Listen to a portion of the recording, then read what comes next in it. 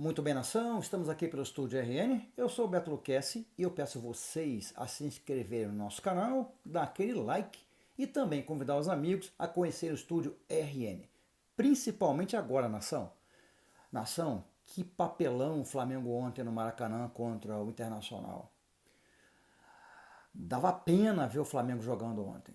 Ou melhor, dava raiva ver o Flamengo jogando ontem. Gente, que o Flamengo se transformou? Um clube rico, com um elenco caríssimo em valores de mercado e também a nível de salários, e jogando contra o time reserva do Internacional. Já tinha jogado pessimamente contra o time do Cuiabá, que é um time fraco, modesto. Você viu, o Cuiabá venceu o Flamengo, depois não venceu mais. Tá novamente descendo ladeira abaixo e ficando na tabela onde deveria ser, do meio de tabela para baixo. Perdemos pro Red Bull Bragantino, que está até bem no Brasileirão, né? Está lá na quarta posição, quinta posição, mas brigando pela possibilidade de se classificar para Libertadores, né? Mas naquele jogo, por exemplo, o Flamengo andou em campo. O Flamengo viu o Red Bull Bragantino jogar. E existe um temor enorme de que contra o Botafogo aconteça a mesma coisa. O Flamengo fique olhando o Botafogo jogar. Eu estava vendo o jogo do Botafogo hoje e dá raiva, porque o Botafogo deu 2 chutes no gol e, e ganhou do Bahia. É complicado. Logo no início do jogo, o Botafogo teve uma oportunidade e marcou. E marcou. Ou seja, é preciso o quê para o Flamengo voltar a ser um time contundente? Um time matador. O que é preciso, gente? O Botafogo com jogadores que podemos dizer de nível médio, não são grandes nomes, mas são muito bem treinados. Aliás, foram muito bem treinados pelo Luiz Castro. O Caçapa, esperto, manteve o trabalho do Luiz Castro e agora o Bruno Lage faz um trabalho similar também ao Luiz Castro. Ou seja, inteligente. Não tentou mudar o estilo do Botafogo, como aconteceu com o Flamengo desde quando o JJ foi embora. Você vê, o Domenech tentou mudar o estilo de jogo do Flamengo. Não deu certo. Veio depois outros técnicos passaram, Rogério Ceni, Renato Gaúcho. Com esses foram mais espertos e tentaram se adaptar aos jogadores. E aí conseguiram alguma coisa. O Flamengo fez algumas boas partidas, mas depois veio Paulo Souza, terrível, veio Vitor Pereira, terrível. Aí veio o Dorival antes, eu esqueci de mencionar o Dorival. O Dorival veio antes do Vitor Pereira e o Dorival também se adaptou aos jogadores e o Flamengo também conquistou alguma coisa. A Libertadores, por exemplo, o Flamengo conquistou, mesmo não jogando bem, mas conquistou. Isso é importante frisar, né? Também conquistou a Copa do Brasil sem jogar bem, mas conquistou.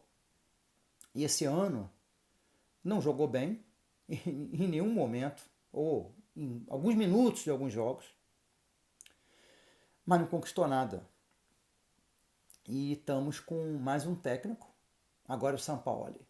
Gente, o Sampaoli, ele já não faz um bom trabalho há muito tempo, gente. Há muitos anos.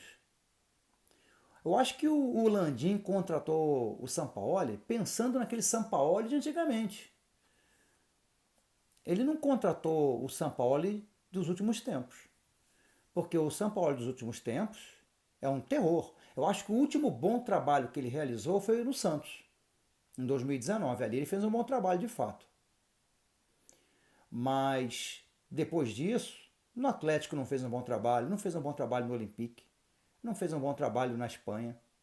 Ou seja, para que trazer um técnico que joga por exemplo, o jogo posicional. Por quê? Por que não traz um técnico que se adapte aos jogadores e joguem no estilo que os jogadores se sentem mais confortáveis? E é onde o Flamengo, de fato, ia render mais, porque os jogadores jogariam com prazer, né? E também, além de tudo, o Sampaoli tem um outro problema, né? Que além de ser teimoso, ele é um sujeito muito rude e existe um sério problema de comunicação entre ele e os jogadores. Ele é rude mesmo. Amigos nossos, né, que são jornalistas, que também têm algum contato com algumas pessoas do Flamengo, eles falam que o cara é muito rude. E ele nem chega para falar com os jogadores, precisa de um emissário para falar com os jogadores, porque sabe-se lá por quê. A verdade é que ele está destruindo, né, o que foi construído pelo JJ. Ele está terminando de destruir o que foi construído pelo JJ, porque os outros técnicos eles foram destruindo aos pouquinhos. E esse veio mesmo para exterminar, ou seja, virar terra arrasada. E virou. O Flamengo hoje, eu acho que nesse momento, se continuar com o Sampaoli, é terra arrasada. O risco contra o São Paulo é enorme, tem um risco enorme de não conseguir vencer o São Paulo e ser campeão da Copa do Brasil. O risco é enorme. E tem um grande risco de passar uma vergonha enorme contra o Botafogo. Por quê? Porque o Botafogo, embora não seja um time com grandes jogadores, é um time rápido, é um time objetivo, é um time que joga com raça, dedicação e vontade de vencer. E é um time extremamente aplicado. Então o que acontece? Você vê ali que é um time bem treinado.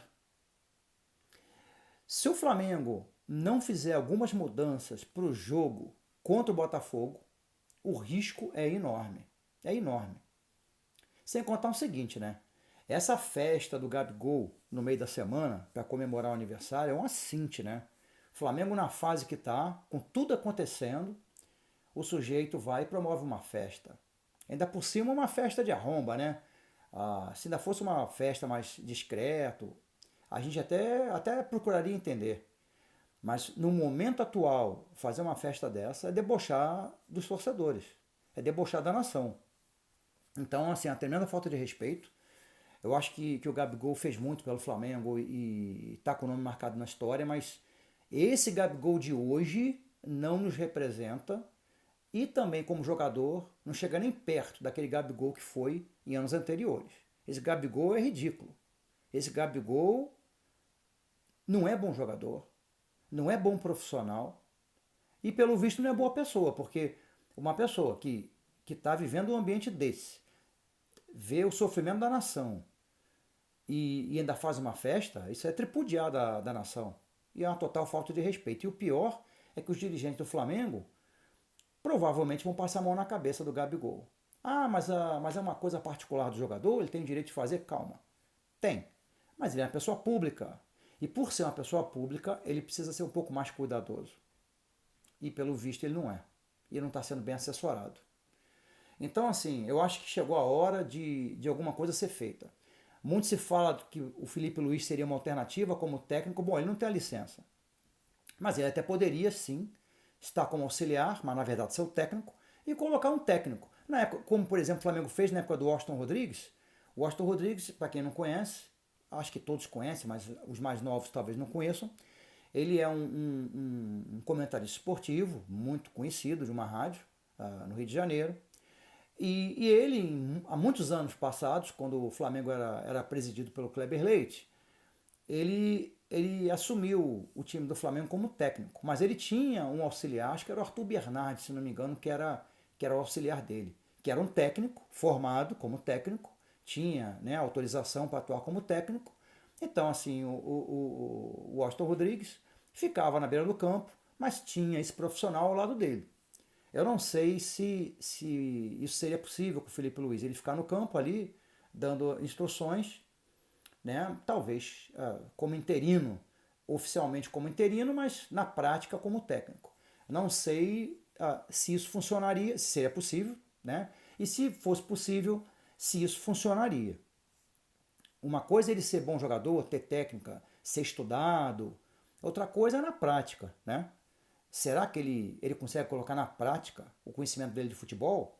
muitos ex-grandes, muitos ex-jogadores, grandes nomes, tentaram a carreira como técnico e não deram certo. Então fica aquela dúvida, será que o Felipe Luiz como técnico daria certo?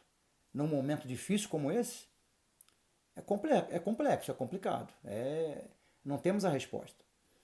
Então, o que fazer? Trazer um outro nome para tampão, para levar o time daqui para frente no Brasileiro e também para preparar para a Copa do Brasil? Seria uma alternativa, mas teria que ser alguém que conhecesse muito o Flamengo. Muito mesmo. Um nome que tivesse peso, que fosse respeitado. Um exemplo. Por exemplo, um Zico. Se o Zico aceitasse o desafio de dirigir o Flamengo até o final do Campeonato Brasileiro e a Copa do Brasil. Ele conhece profundamente o Flamengo e tem o respeito dos jogadores. Ali poderia ser uma solução a curto prazo. Esse sim, é cascudo.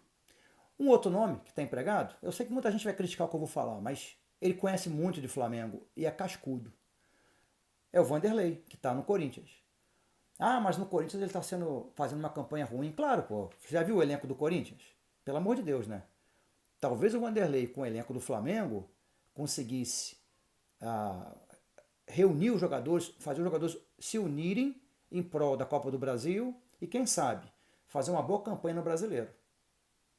Eu acredito nisso. Então, assim, teria que ser um nome desse tipo. Um nome que conhecesse o Flamengo. Nada de Tite, que não tem nada a ver com o Flamengo. Essa é que é a realidade. Nada a ver com o Flamengo. Nada de trazer um técnico estrangeiro que não mora no Brasil, que não conhece nada do Brasil. Por exemplo, o Vojvoda talvez fosse um bom nome. Por que é um bom nome? Porque ele já está no futebol brasileiro. Ele já conhece já um pouco do nosso futebol. Então ali poderia ser que desse certo. Nesse caso, até concordo. Talvez até melhor do que o Marcelo Galhardo, por exemplo. Né? Agora, o momento é difícil. Eu acho que o Landim tem que ser questionado por muitas decisões erradas. Eu penso que tem que afastar alguns dirigentes, entre eles o Marcos Braz e o Spindel. Eles estão completamente perdidos. Perderam o respeito dos jogadores. Essa é a realidade. Viraram amiguinhos dos jogadores, perderam o respeito.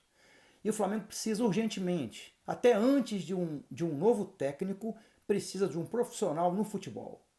Não sei quem seria esse profissional. O Flamengo não vai trazer o Paulo Pelaipe de volta. Seria um bom nome. Eu acho que é o nome mais correto, o nome ideal. O nome que seria talvez o que pudesse resolver, por já conhecer os jogadores, conhecer a estrutura do Flamengo, conhecer a força, a grandeza do que é o Flamengo. O Paulo Pelaipe é um nome. Mas é aquela tal história, né?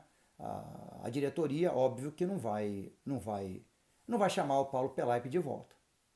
Mas algumas pessoas poderiam vir para a comissão técnica, tipo, por exemplo, o Marcelo Fera. O Marcelo Fera acho que está no Grêmio, se não me engano. O Marcelo Fera seria um bom nome para estar ali no departamento de futebol. Para ficar entre os jogadores e o técnico. O Flamengo precisa disso urgente. Mas nação é isso. É mais um desabafo, né, desse momento do Flamengo. O jogo ontem contra o Internacional foi horrível. Horrível. O Flamengo, se tivesse ganho naquela bola do Wesley, foi um chute, vamos dizer, bateu na trave, no travessão, mas uma jogada aleatória, né? O Flamengo também teve uma outra jogada ali aleatória, que o goleiro do Inter defendeu, mas foi uma jogada aleatória, não foi uma jogada trabalhada, enfim. Então, o Flamengo ganhasse ontem seria um placar injusto. Acho que o placar que refletiria o resultado da partida, né? A justiça em relação ao que foi a partida, seria mesmo o empate. Né? Que o Inter também não fez um grande jogo, mas jogou melhor que o Flamengo, isso aí sem sombra de dúvidas. Tá bom, nação, é isso. Eu peço vocês para se inscreverem no nosso canal, dar aquele like e também convidar os amigos para se inscreverem no Estúdio RN. Saudações rubro-negras.